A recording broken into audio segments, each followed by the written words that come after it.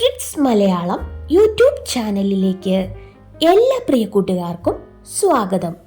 2024 ശിശുദിന പതിപ്പാണ് നമ്മൾ ഇന്ന് കാണാൻ പോകുന്നത്. കുറച്ചധികം കാര്യങ്ങൾ ഉൾപ്പെടുത്തിയിരിക്കുന്ന ഈ പതിപ്പ് നിങ്ങൾക്ക് ഉപകാരപ്രദമാകുമെന്ന് വിശ്വസിക്കുന്നു.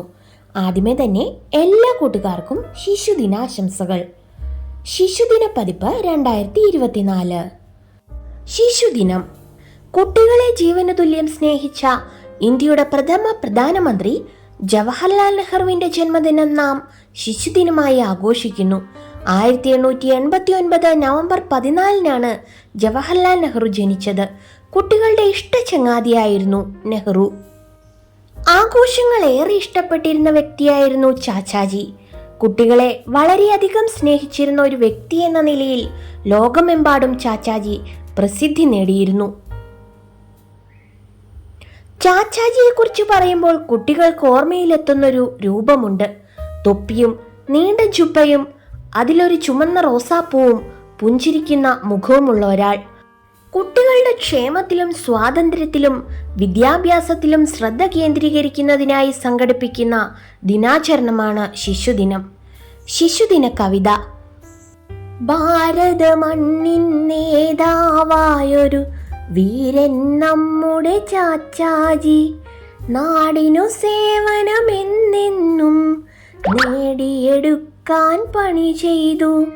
കുഞ്ഞുങ്ങൾക്കൊരു കൂട്ടായി എന്നും വാണൊരു ചാച്ചാജി, കുപ്പായത്തിൽ റോസാപ്പൂ ചൂടി നടന്നു ചാച്ചാജി.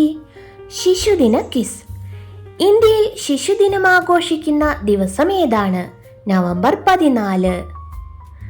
ആഗോള ശിശുദിനം എന്ന്? നവംബർ 20. ജവഹർലാൽ നെഹ്റുവിനെ കുട്ടികൾ സ്നേഹത്തോടെ വിളിച്ചിരുന്ന പേര്? ചാച്ചാജി.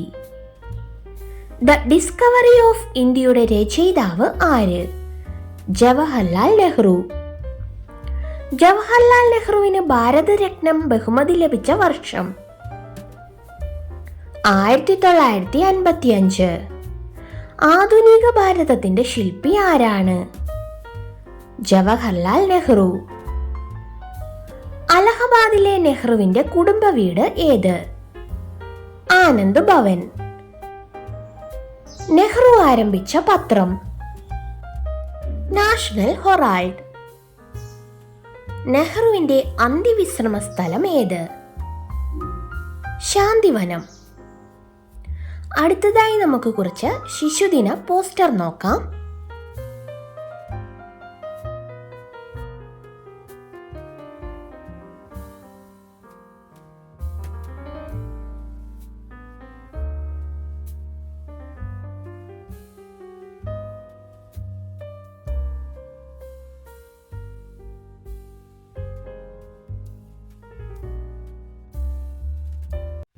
നെഹ്റുവിന്റെ മഹത് വചനങ്ങൾ.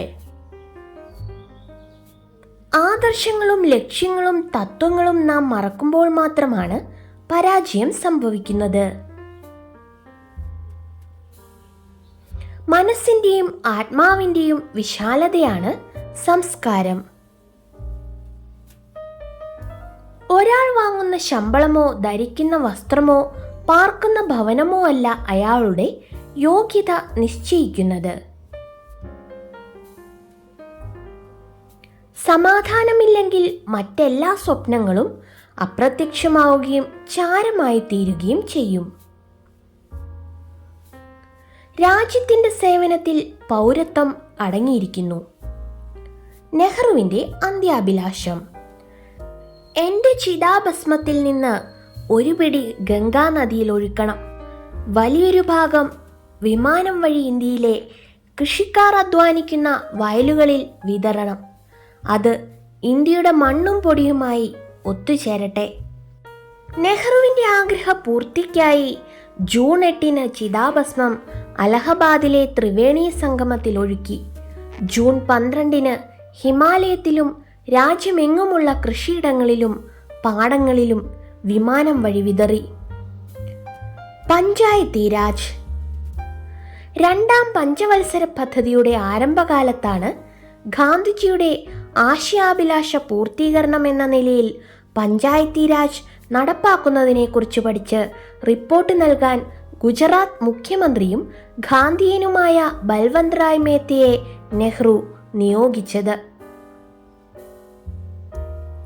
ബൽവന്ത് റായ് മേത്ത കമ്മിറ്റിയുടെ ശുപാർശ പ്രകാരം പഞ്ചായത്തി രാജ് സംവിധാനത്തിന് നെഹ്റു ഇന്ത്യയിൽ തുടക്കമിട്ടു. രാജസ്ഥാനിലെ നാഗൂരിൽ ഇതിന്റെ ഉദ്ഘാടനം നിർവഹിച്ച നെഹ്റു ഇങ്ങനെ പറഞ്ഞു: സ്വാതന്ത്ര്യാനന്തരം ഒരു ജനകീയ ഭരണ സംവിധാനമാണ് ഇന്ത്യയിൽ നിലവിൽ വന്നത്. ഇന്ത്യയിലെ ഓരോ പൗരനും വോട്ടവകാശം ലഭിക്കുകയും ചെയ്തു. എന്നാൽ ഇതുകൊണ്ടൊന്നും യഥാർത്ഥ ജനാധിപത്യം നടപ്പിലാക്കുക സാധ്യമല്ല.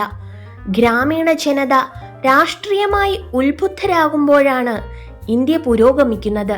രാജ്യ പുരോഗതിയാകട്ടെ ഗ്രാമപുരോഗതിയുമായി ബന്ധിതമാണ്. ഈ രീതിയിൽ നമ്മുടെ ഗ്രാമങ്ങളെല്ലാം പുരോഗമിക്കുമ്പോൾ ഇന്ത്യ ശക്തമായൊരു ജനാധിപത്യ രാജ്യമായി മാറും.